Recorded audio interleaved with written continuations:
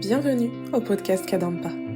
Ces balados, comme on dit au Québec, offrent des solutions pratiques pour les défis de la vie quotidienne et nous aident en nous guidant vers des états d'esprit plus calmes et joyeux. Dans chaque épisode, vous trouverez un court enseignement donné par divers enseignants bouddhistes Kadampa à travers le monde. Tous ces enseignements sont inspirés de la sagesse profonde de vénérable Geshe Khalsa Gyatso Rinpoche, un maître bouddhiste pour notre monde moderne, en espérant que ceci vous plaira.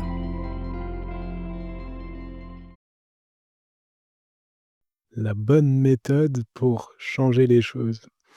Donc bonjour tout le monde, bienvenue pour ce podcast. Je m'appelle Gen Sanguier, je suis moine et enseignant bouddhiste dans le centre Kadampa de Toulouse, dans le sud-ouest de la France. Et aujourd'hui, j'aimerais parler de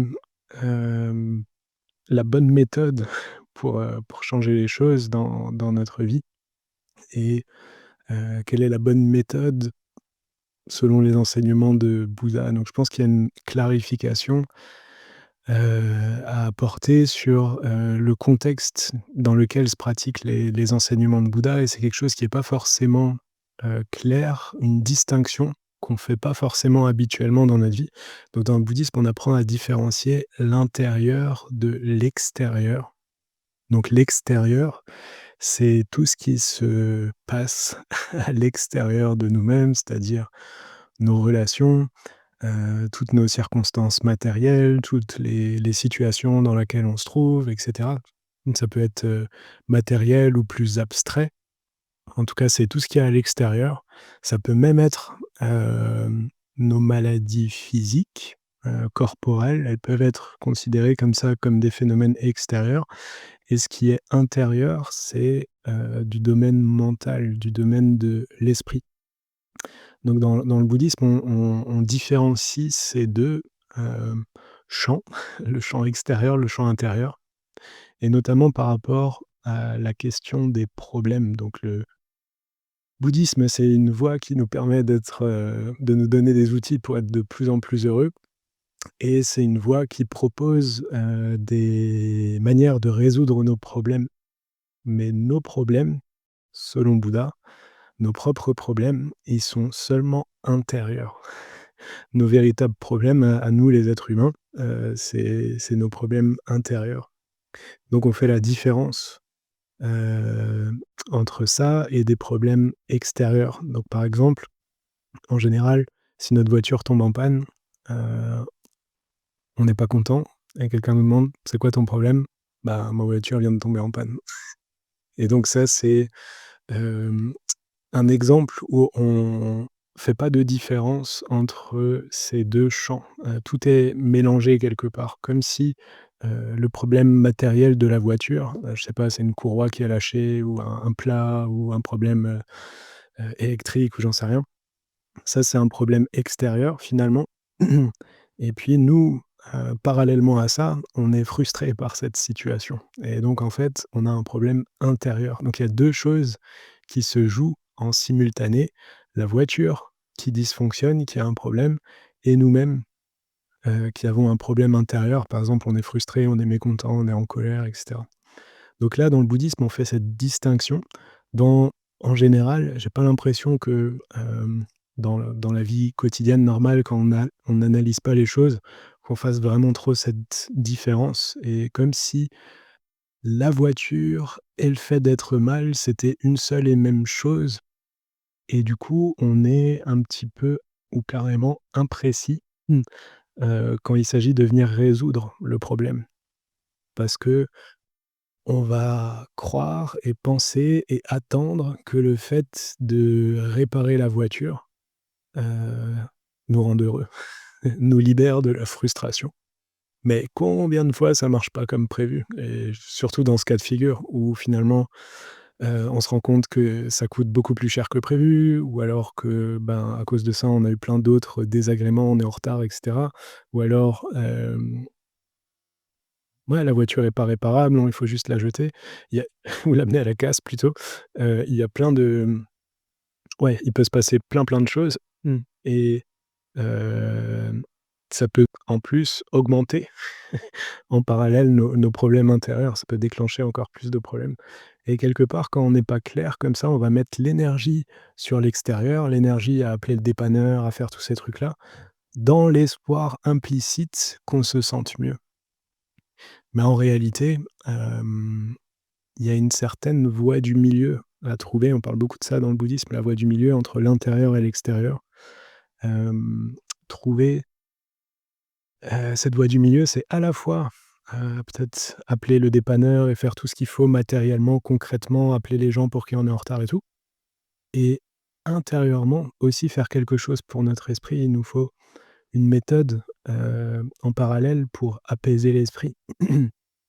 Si on fait que réparer la voiture et cetera, on pourrait dire on est dans l'extrême du matérialisme et puis si on fait que, prendre soin de son esprit, mais qu'on reste assis à côté de la voiture en méditation profonde, ça c'est l'extrême du spirituel. À un moment, faut trouver une voie du milieu où on fait les 2. Heu et ça, je trouve ça super intéressant parce que c'est pas réparer une voiture qui va nous rendre heureux et c'est pas apaiser notre esprit qui va réparer une voiture. Et il faut être très clair sur ça. Donc là, c'est un exemple un petit peu bidon, une voiture qui tombe en panne, mais en fait, ça s'applique tout le temps dans notre vie et si on regarde, bien souvent, on met l'énergie au mauvais endroit. On met l'énergie à l'extérieur en ayant espoir que, ça change notre esprit, ça change comment on se sente ou alors on fait l'inverse. C'est un peu plus rare, mais ça existe aussi, où on est à fond dans: «Faut que j'accepte, faut que je pratique la patience, faut que je fasse des trucs» et puis on gère plus rien dans notre vie. Ce serait l'extrême vraiment de la spiritualité. Donc c'est dans ce contexte, que j'aimerais amener, l'enseignement sur la bonne méthode pour changer les choses. Heu, ce dont ne parle pas Bouddha, c'est, comment réparer les voitures, comment prévenir qu'on est en retard au travail et cetera. D'ailleurs, juste pour dire, peut-être vous avez ça en tête, le le fait que ça ait des implications, que notre voiture tombe en panne et que, par exemple, on est en retard au travail ou carrément on perd notre travail ou des choses comme ça, heu, à nouveau, là, il faut redécomposer la situation. Alors là, on s'attaque à un autre problème extérieur, par exemple, le fait d'être en retard ou le fait, de voilà, pas pouvoir, hem, honorer nos engagements parce qu'on n'a plus de voiture. Ça, c'est un autre problème extérieur et il se peut qu'on ait un autre problème intérieur associé à ça et donc il faudrait refaire le même exercice, même dans un autre champ, cette fois plus à propos de la voiture elle-même, mais à propos du problème de pas pouvoir honorer nos engagements, par exemple et à nouveau faire le la même logique. Donc Bouddha, il dit: «Je peux pas vous expliquer tout ça, comment, faire de la communication non violente, comment, parler, habilement». Il pourrait, hein, mais c'est pas son enseignement. Son enseignement, il traite que des problèmes intérieurs. Comment est-ce qu'on, peut régler nos problèmes intérieurs de mécontentement, de colère, d'anxiété, de peur et cetera?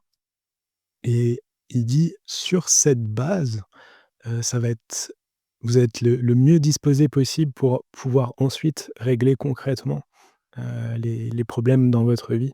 Parce qu'il y a rien de pire que de vouloir, changer les choses avec colère et c'est souvent ce qui se passe pour nous, changer les choses avec colère. Donc ça, c'est quelque chose qu'on va éviter de faire. En d'autres termes, c'est essayer de changer les choses tout en ayant un problème intérieur. Il y a rien de pire parce que quand on a un problème intérieur, on est intrinsèquement dysfonctionnel. Depuis l'intérieur, ça bug. C'est comme si le centre de contrôle, là, l'endroit où toutes les décisions sont prises à l'intérieur, il est momentanément perturbé. Donc forcément, tout ce qui va en ressortir, toutes nos idées, toutes nos actions, elles vont être perturbées. Et puis alors là, si vous rentrez vraiment dans la logique du bouddhisme, du pouvoir de l'intention et des effets karmiques de nos actions, on se rend compte qu'il y a rien de pire que d'essayer de changer les choses avec colère, d'agir avec colère. Ça crée, énormément de problèmes immédiats et à long terme. Les effets karmiques à long terme, c'est pas l'objet là aujourd'hui, mais, Bouddha il dit: «Il y a pas d'esprit plus destructeur que la colère». C'est vraiment, hem le pire moteur pour faire bouger les choses. On a l'impression des fois que ça nous donne de l'énergie et que voilà, se mettre bien en colère, taper du poing sur la table, pas sous la table, sur la table, ça nous permet de faire bouger les choses et peut-être qu'on a déjà, observé ça, mais en fait, c'est des effets bénéfiques superficiels à court terme, mais la vérité, c'est qu'on a juste, encore une fois, heu, intérieurement, on est passé par tout le processus de la colère. Peut-être, momentanément, on en est libéré parce que voilà, on a parlé violemment, la personne s'est excusée, le truc a bougé et on se dit: «Bah ouais, la colère, c'est bien». Mais en réalité, ça a laissé des empreintes négatives dans notre, esprit, dans notre fonctionnement. On est repassé par tous les étapes, men des schémas de pensée qui activent la colère et ce qui fait que ça renforce cette tendance et qu'à l'avenir, on va devoir s'y soumettre à nouveau parce qu'on vient juste de reparcourir mentalement tout ce chemin intérieur et donc ouais, c'est pas du tout un mode de résolution des choses et c'est pas le moteur qu'on utilise pour faire bouger les choses. Donc c'est quoi qu'on utilise comme moteur pour faire bouger les choses dans le bouddhisme? C'est une bonne intention. C'est un esprit paisible et une bonne intention. C'est avec ça qu'on essaye de faire bouger les choses, pas par colère, par mécontentement. Donc souvent quand il arrive des choses qu'on ne désire pas, il y a notre esprit qui refuse la réalité. Une partie de nous-mêmes qui dit non à la réalité, je veux pas que ça se passe. Alors que c'est sous nos yeux, hein, c'est en train de se passer, mais il y a du rejet très fort de la réalité. Notre esprit se met en conflit, genre c'est une injustice, c'est pas possible, je peux pas y croire, je veux pas ça. Et donc ça, c'est une attitude qui, est pas constructive, nous dirige pas vers trouver des solutions et agir de manière équilibrée. Ce serait comme si on se retrouvait, hem sur la route avec, un virage qui tourne à gauche et nous on se dit: «Non, j'ai pas envie que ça tourne à gauche maintenant». Bon bah oui, on peut tout à fait faire ça, mais on va sortir de la route et il va nous arriver des pépins et c'est comme ça, si la réalité ça tourne à gauche, faut suivre le truc parce que si on se met en conflit avec la réalité, il y a pas pire pour souffrir. C'est un des grands messages de Bouddha ça. Et donc ouais, n on essaye, d'accepter les choses. Donc il y a un grand maître, Shantideva, que vous pouvez retrouver dans ce texte écrit par mon enseignant, donc Geshe Kelsang Gyatso, c'est le «Comment résoudre nos problèmes humains» et donc page 36, il y a une citation de Shantideva, un maître bouddhiste indien, qui dit: «S'il est possible de remédier à quelque chose, pourquoi être malheureux? Et s'il n'est pas possible d'y remédier, il ne sert toujours à rien d'être malheureux». Donc je vais transformer ça par rapport à ce qu'on voit aujourd'hui. S'il est possible, hem, de remédier, de changer les choses, pourquoi se mettre en colère? Et si c'est absolument impossible de changer les choses, ça sert toujours à rien de se mettre en colère. Bref, c'est une question à choix multiples. Il y a 2 choix possibles, si on peut changer les choses ou si on peut pas changer les choses. Donc si on peut changer les choses, à quoi ça sert de se mettre en colère? Et si on peut pas changer les choses, ça sert toujours à rien. Donc on peut passer comme ça, mentalement notre esprit, dans ces différents cas de figure et voir est-ce que, par exemple, je peux réparer la voiture? Est-ce que je peux pas la réparer? Si je peux la réparer, bon, bah, il y a juste à la réparer, ça sert à rien de me rajouter un problème intérieur. Il y a déjà un problème extérieur, ça sert à rien de m'en remettre un intérieur. OK, j'accepte, c'est comme ça arrive.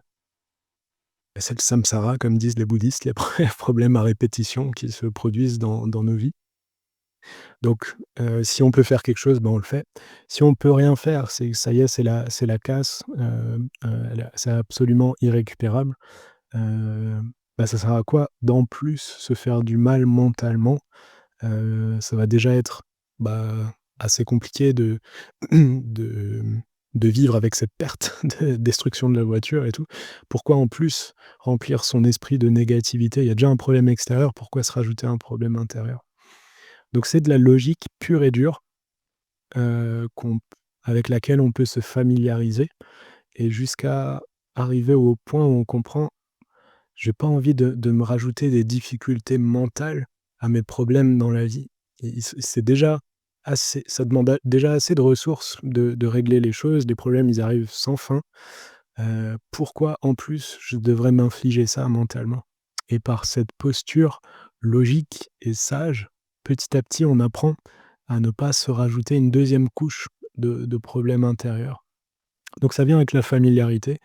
Hem, peut-être vous dites: «C'est beaucoup plus facile à dire qu'à faire». D'un certain point de vue, c'est vrai, mais si on commence avec des trucs tout basiques, on vient de nettoyer notre appartement, et le matin, la tartine nous échappe des doigts et elle tombe du mauvais côté sur le carrelage tout propre. OK, problème extérieur. Et ben, on se rajoute pas de problème intérieur. Ça, c'est, je dirais, un exercice de niveau 1. S'il y a 10 niveaux avec les pires problèmes qu'on peut imaginer dans notre vie qui seraient du niveau 10, là, faut s'attaquer joyeusement à tous les petits problèmes de niveau 1, 2, 3 dans notre vie. Ça, on peut le faire tout de suite, et on essaye de contrôler sa réaction, de pas avoir de réaction négative, de pas réagir avec colère.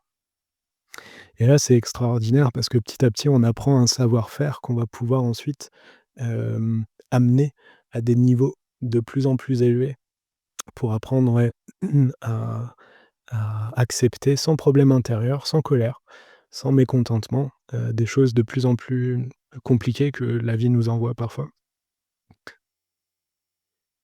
OK, donc ensuite, changer les choses, donc ça, c'est la base, apaiser l'esprit. Et après, est-ce que les bouddhistes, ils changent ils changent plus les choses, ils font que apaiser leur esprit et après ils se laissent faire par les autres, ils acceptent les comportements abusifs?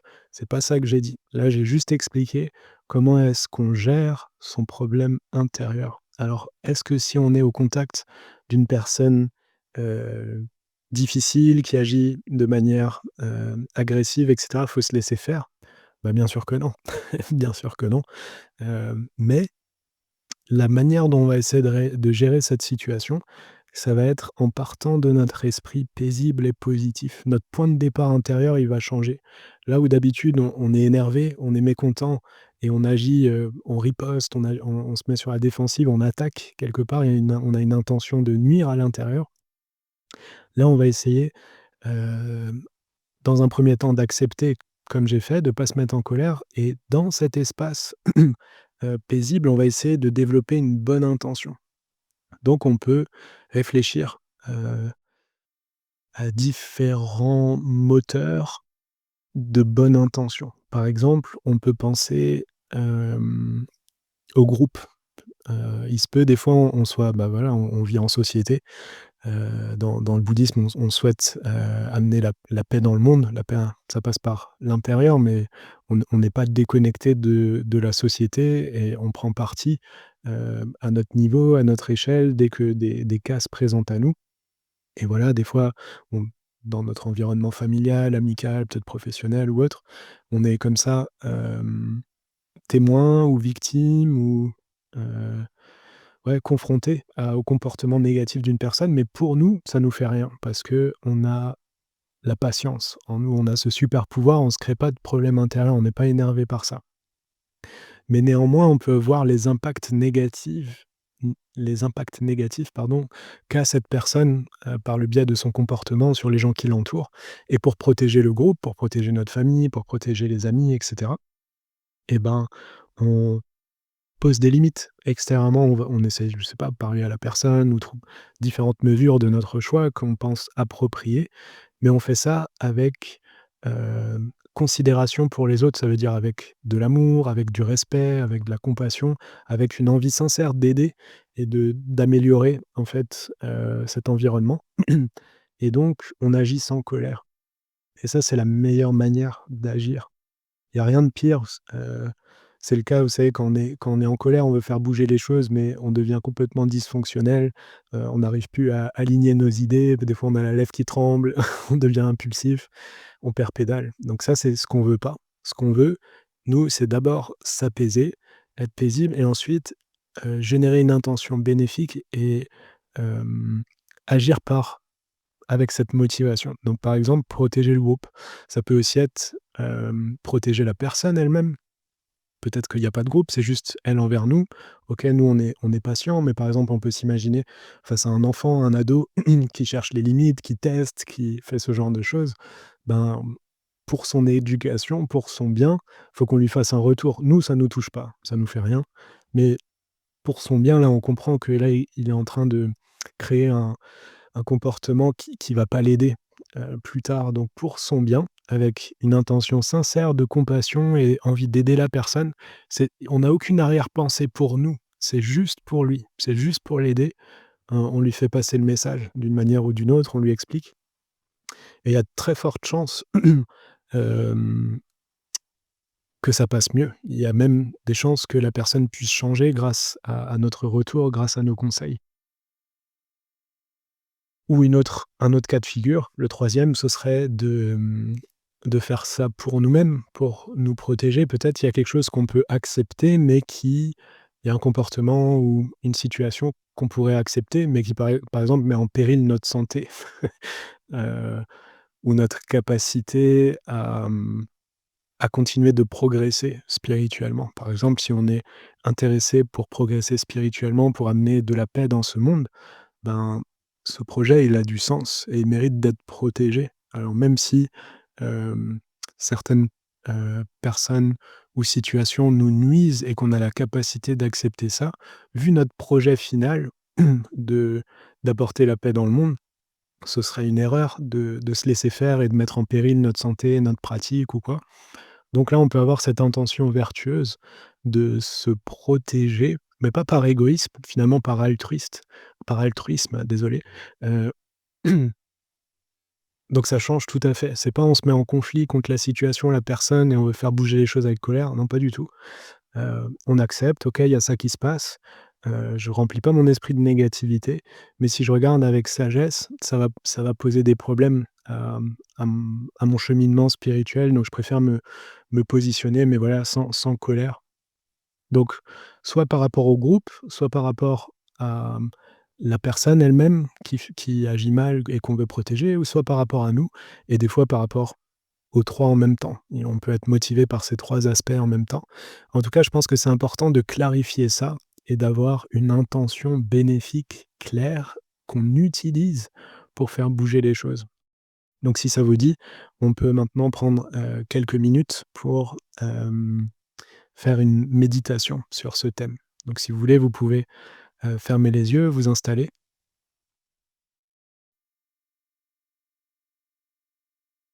et donc on peut se souvenir d'une situation qui a créé du mécontentement récemment chez nous. Donc commençons pas avec quelque chose de compliqué, une situation plutôt simple du quotidien et nous pouvons essayer de nous libérer des problèmes intérieurs du mécontentement en nous disant: «Si je peux faire quelque chose pour remédier à cette situation, alors pourquoi me mettre en colère?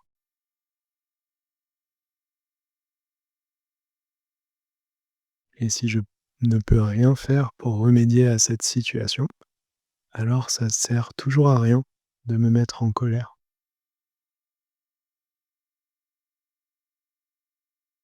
En réfléchissant de cette manière, on essaye de dissiper notre problème intérieur, de ne pas nous rajouter un problème intérieur du mécontentement face à cette situation difficile.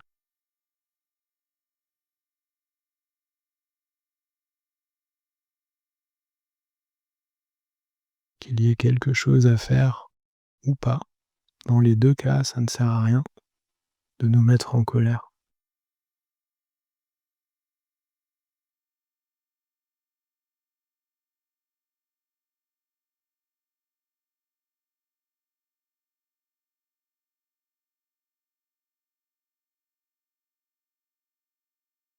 On essaye de s'apaiser de cette manière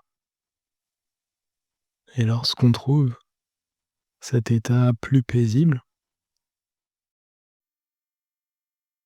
on peut se demander si on a besoin d'une intention spéciale pour faire changer les choses ou si le fait de résoudre notre problème intérieur est suffisant. Essayons d'observer ça. Si on est paisible, est-ce que ça suffit? Ou est-ce que, pour le bien des autres ou de nous-mêmes, il faut agir concrètement pour essayer de changer les choses?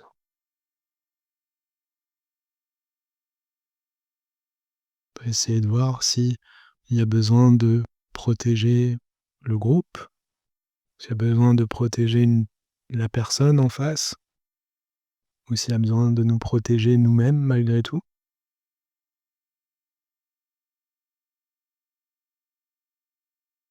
Et si c'est le cas, on peut essayer de générer une intention vertueuse d'aider de cette manière. On essaye de générer cette intention vertueuse, bénéfique, de venir en aide à nous-mêmes ou aux autres. On fait naître cette intention et on essaye de la stabiliser et de l'utiliser pour agir concrètement, pour aider les autres. Donc, si besoin, essayons maintenant de faire naître et de stabiliser cette intention bénéfique, d'essayer de faire changer les choses pour le bien de tous.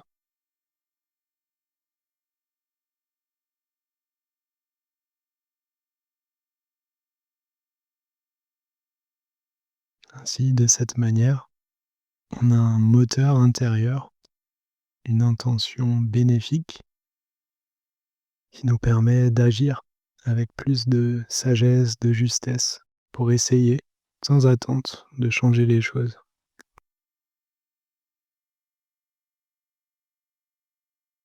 Donc, tranquillement, à notre rythme, on peut sortir de notre état méditatif.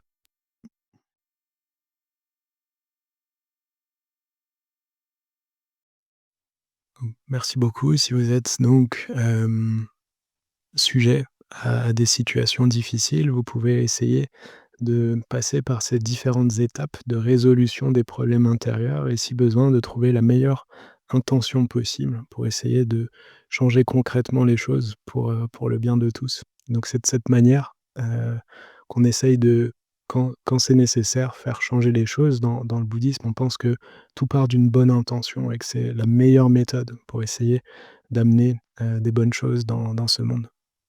Voilà, merci beaucoup. Je vous dis à la semaine prochaine pour de nouveaux podcasts.